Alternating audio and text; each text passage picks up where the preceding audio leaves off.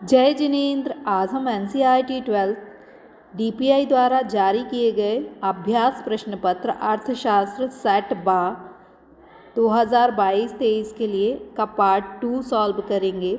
इसमें हम 3 और 4 नंबर के क्वेश्चन सॉल्व करेंगे।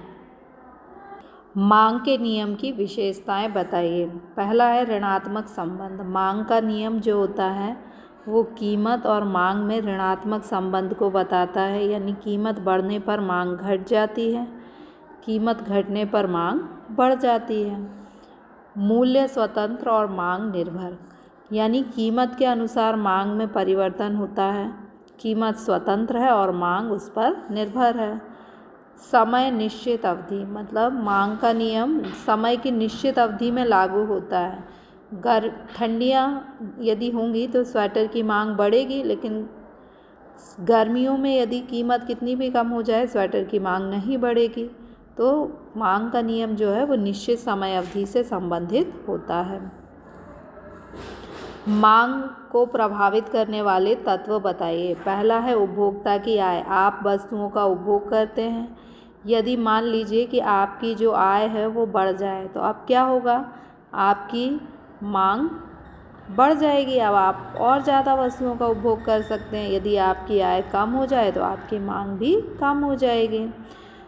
उपभोक्ता की रुचि, आपको गुलाबी कलर की शर्ट जो है वो पसंद है तो आप उसको वैसी शर्ट खरीदना पसंद करेंगे, उसकी मांग बढ़ जाएगी। यदि आपकी रुचि बिल्कुल भी नहीं है तो उसकी मांग कम करेंगे, मांग घट जाएगी। यानी उपभोक्ता की रुचि के अनुसार मांग में वृद्धि और कमी होती है।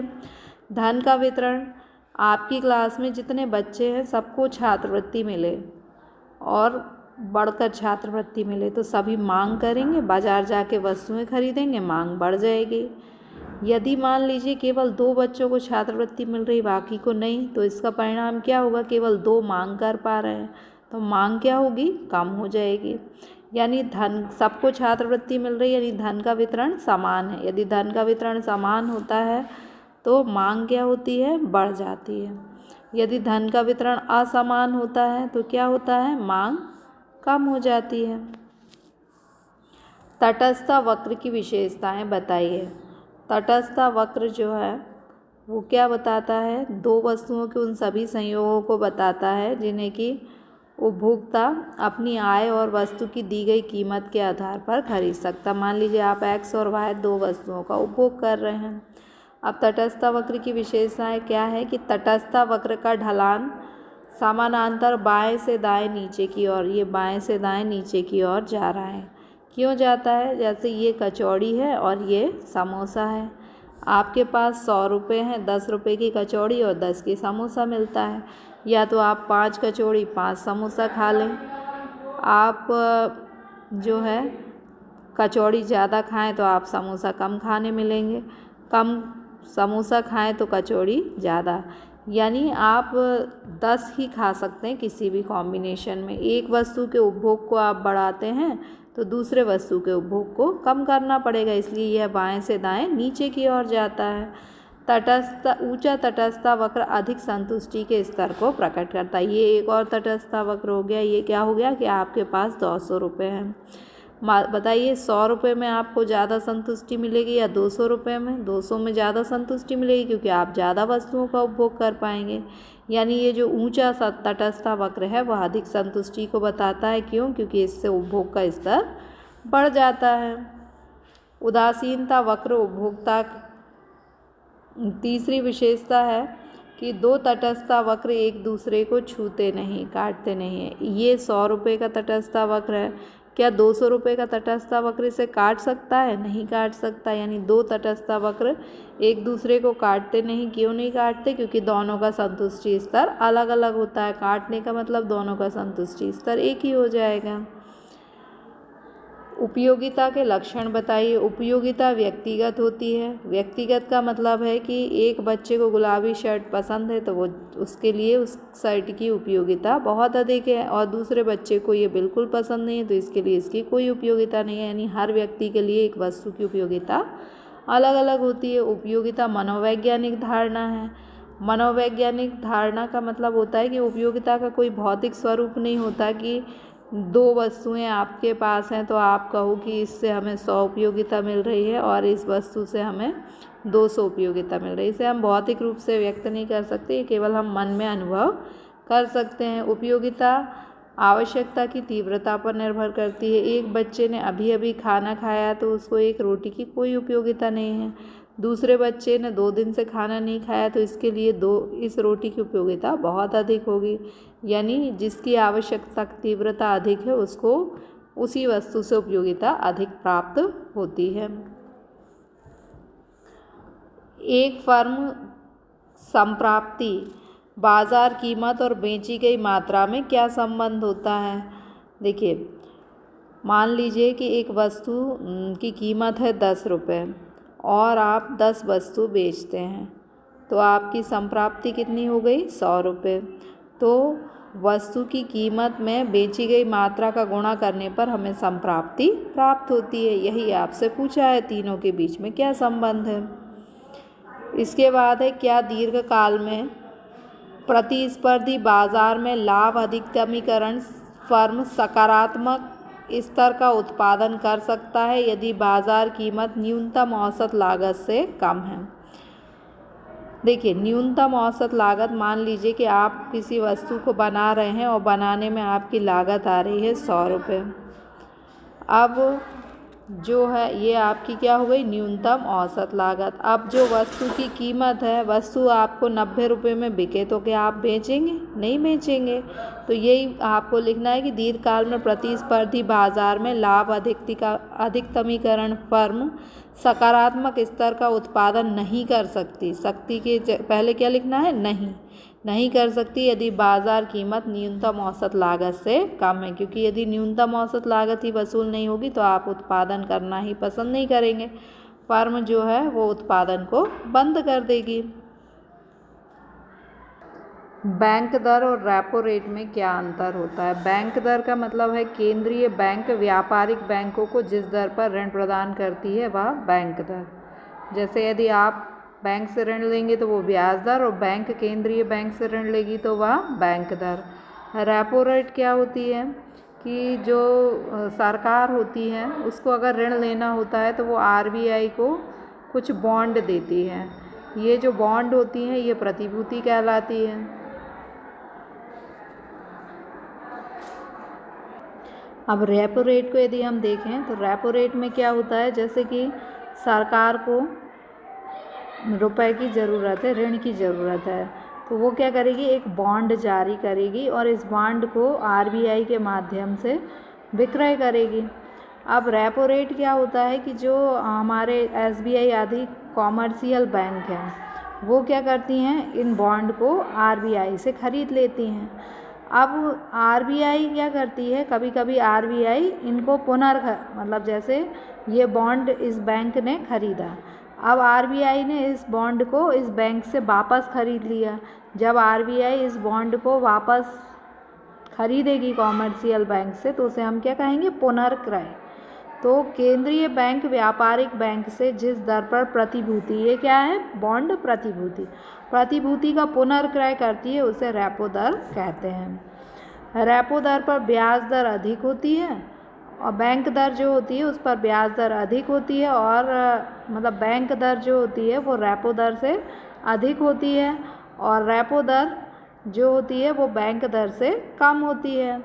सहायक मतलब यदि RBI से, केंद्रीय बैंक से व्यापारिक बैंक ऋण लेती हैं तो यदि रेपो बैंक दर पर ऋण लिया है तो उन्हें जमानत के रूप में कोई वस्तु रखने की आवश्यकता नहीं होती, लेकिन रेपो दर की स्थिति में उन्हें जमानत रखने की आवश्यकता होती है। जमानत के रूप में क्या रखती हैं बैंकें, वही जो बॉन्ड हमने अभी देखा था ना, वो बॉन्ड को जमानत के रूप में रखती हैं। तो सरल शब्दों में हमने क्या करा कि यदि व्यापारिक बैंकें केंद्रीय बैंक से ऋण लेती हैं तो किस दर पर लेंगी, बैंक दर पर, और यदि केंद्रीय बैंक व्यापारिक बैंक के बॉन्ड या प्रतिभूति को फिर से क्रय करेगा तो वो किस दर पर क्रय करेगा, रेपो दर पर। और बैंक दर जो होती है वो रेपो दर से अधिक होती है और रेपो दर बैंक दर से कम होती है। बैंक दर में जमानत रखने की आवश्यकता नहीं होती, जबकि रेपो दर में जमानत रखने की आवश्यकता होती है।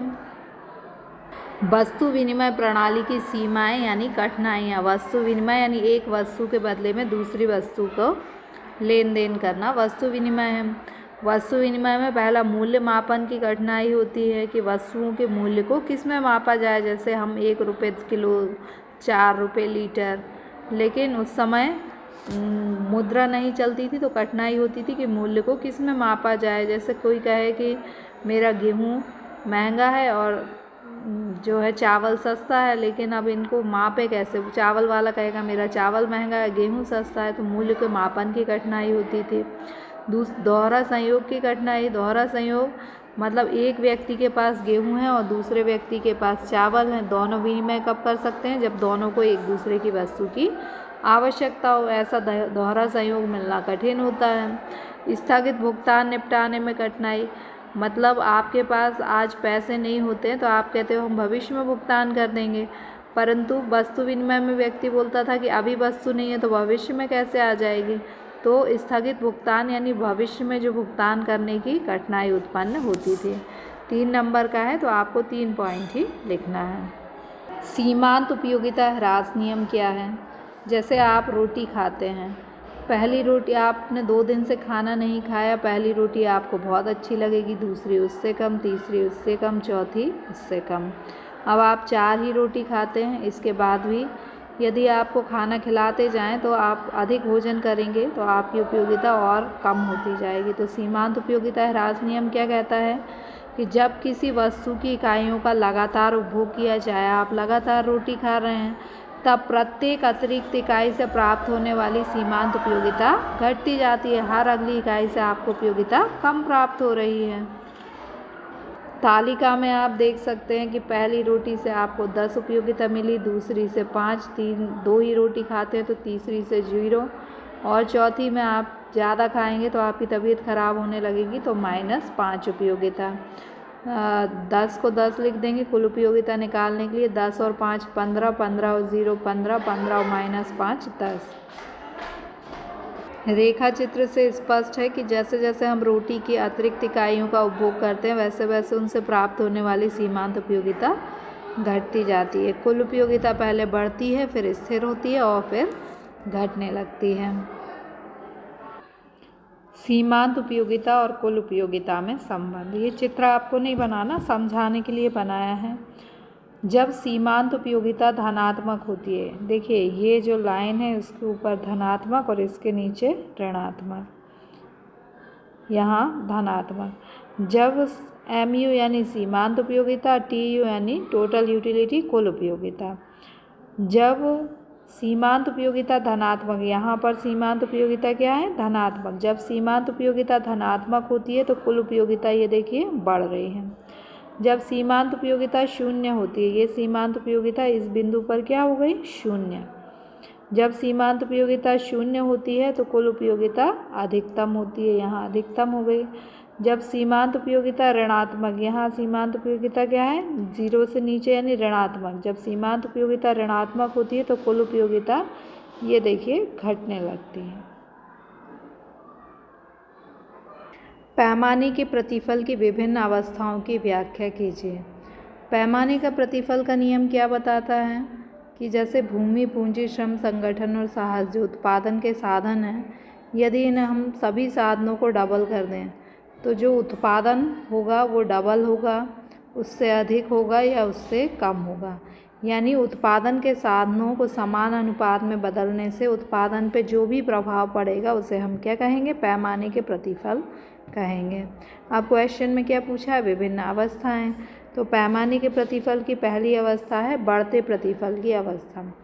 बढ़ते प्रतिफल की अवस्था में क्या बताती है कि सभी साधनों को एक ही अनुपात में वृद्धि। जैसे आपने उत्पादन के साधन जो हैं वो 10 जो उत्पादन के साधन हैं और इन्हें आपने 10% बढ़ा दिया तो जो उत्पादन है वो क्या है? 15% बढ़ गया, यानी पैमाने का प्रतिफल बड़ा हुआ।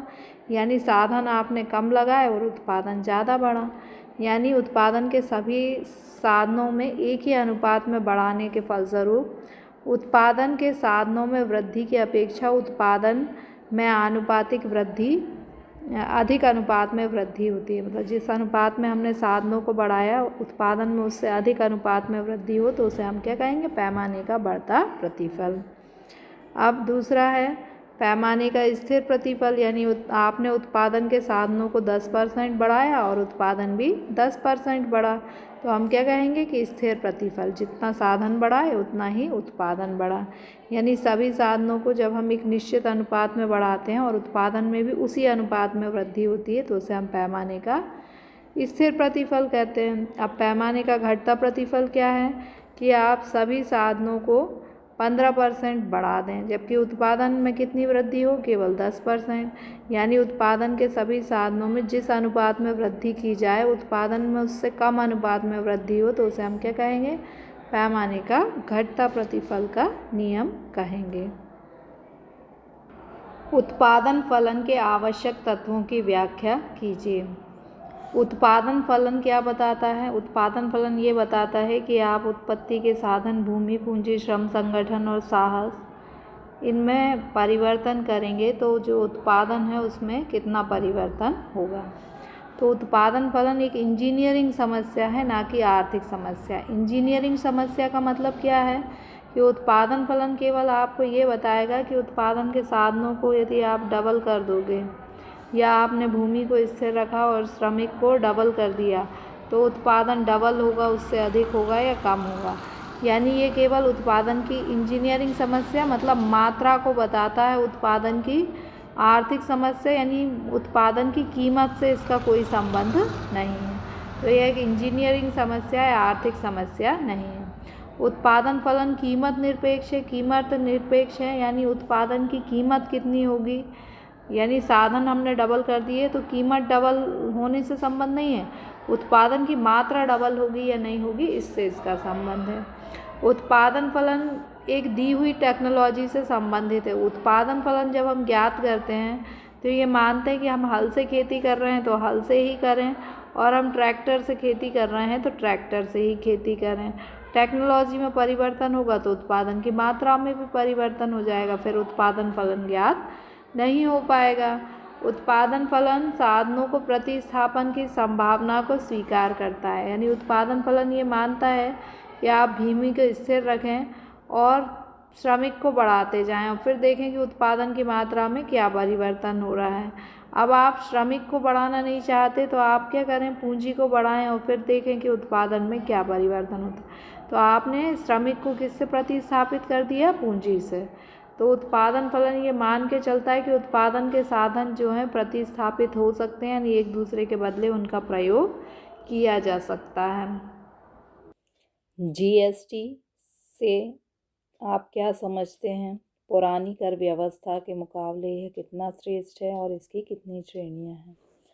जीएसटी का फुल फॉर्म है वस्तु एवं सेवा कर। ये किस पर लगता है? घरेलू उपभोग के लिए बेची जाने वाली वस्तुओं और सेवाओं पर यह कर लगाया जाता है।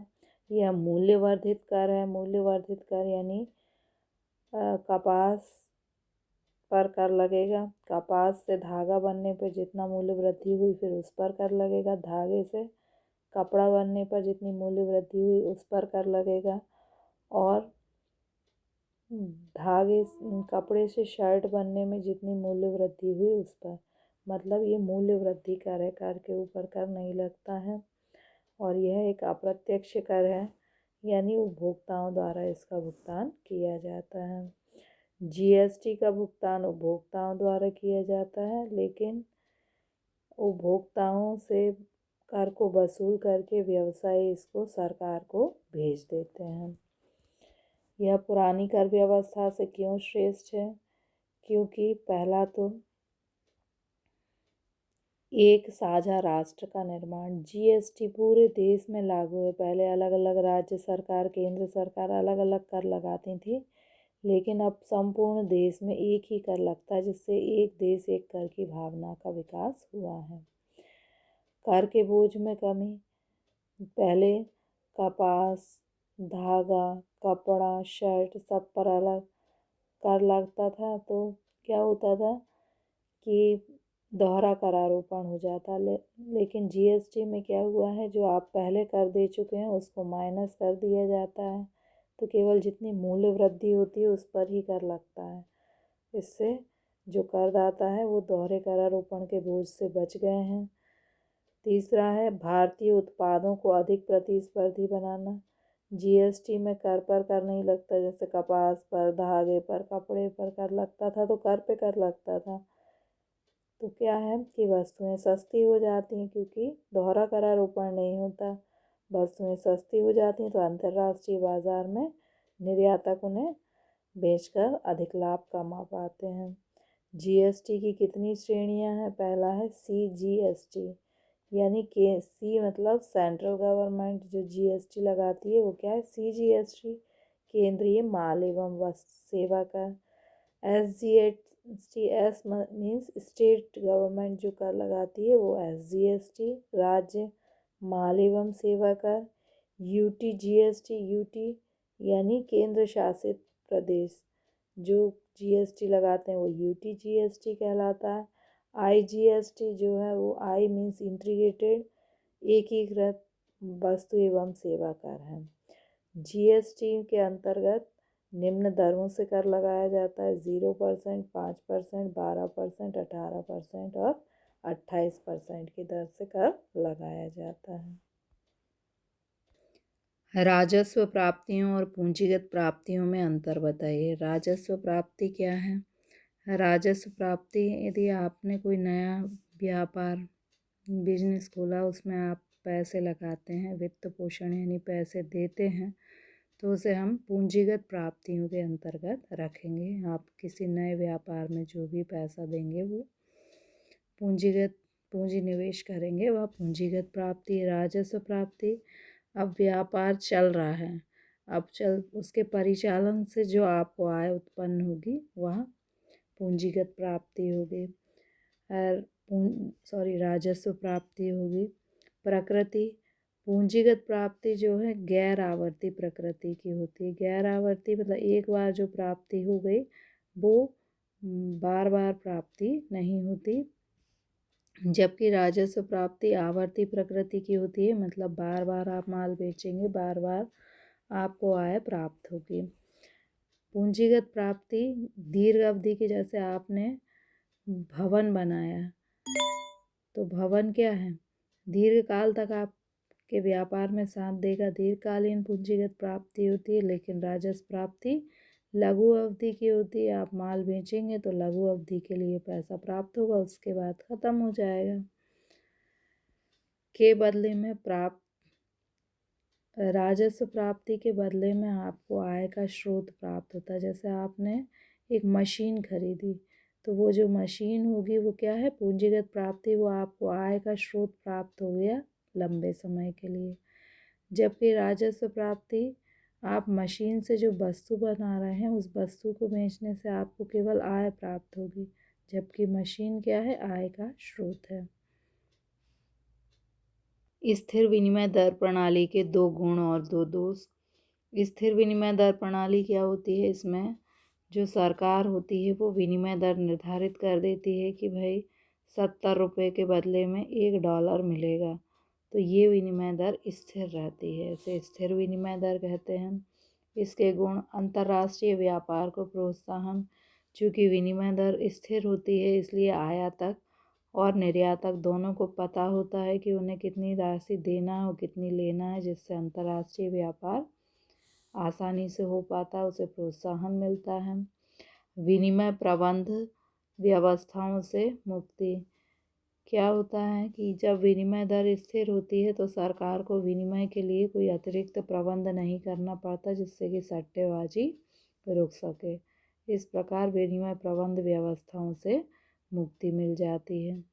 तो आपको गुण और दोष हैं, 4 दिए हुए हैं, आप 2 ही करें क्योंकि 4 नंबर का क्वेश्चन है। 2 गुण और 2 दोष हमें लिखना है। दोष देखिए, पहला है आर्थिक विकास पर प्रतिकूल प्रभाव।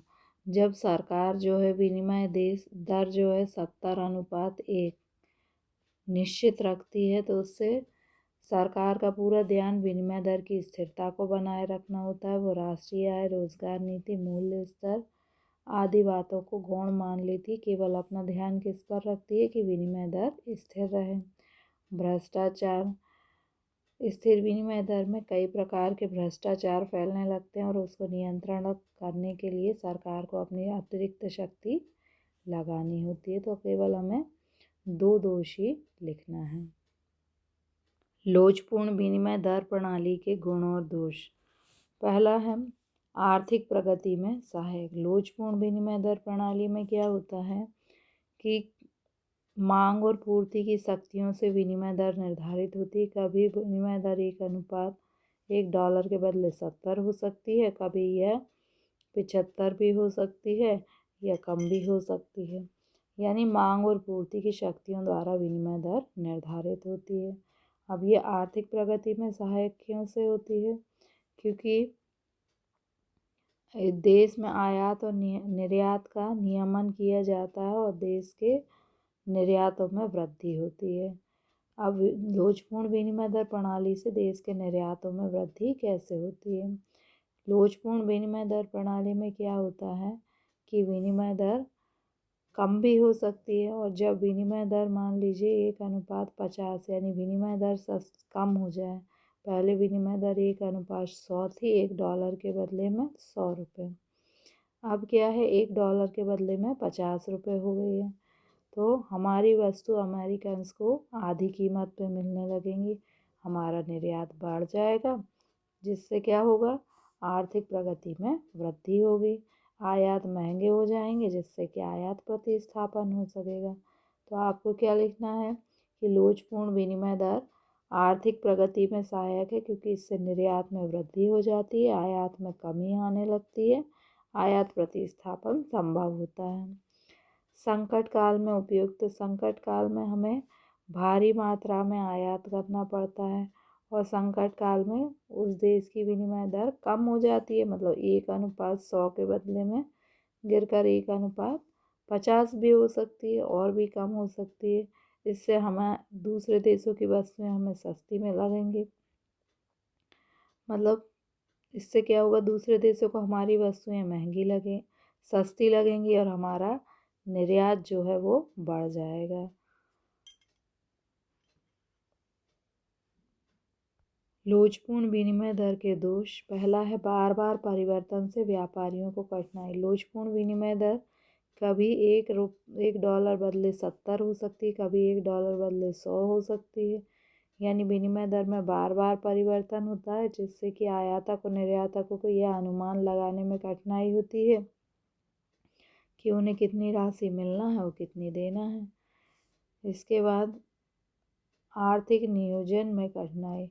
आर्थिक नियोजन में क्या कठिनाई आती है कि सरकार को यह निश्चय नहीं होता कि उन्हें कितनी राशि विदेशों से मिलना है या देना है, और उसके अनुरूप वे नियोजन भी नहीं कर पाते। तो 2 ही आपको गुण और 2 दोष लिखना है, क्योंकि 4 नंबर के क्वेश्चन आएगा। बच्चों, आप वीडियो को लाइक और सब्सक्राइब अवश्य करें, क्योंकि वीडियो की कई लोग कॉपी कर रहे हैं और उन पर लाइक और सब्सक्राइब ज़्यादा होते हैं। यूट्यूब के लिए लाइक और सब्सक्राइब ही जो है आँख और कान है, और इसके अनुरूप ही वह किसी चैनल की ग्रेडिंग निश्चित करता है।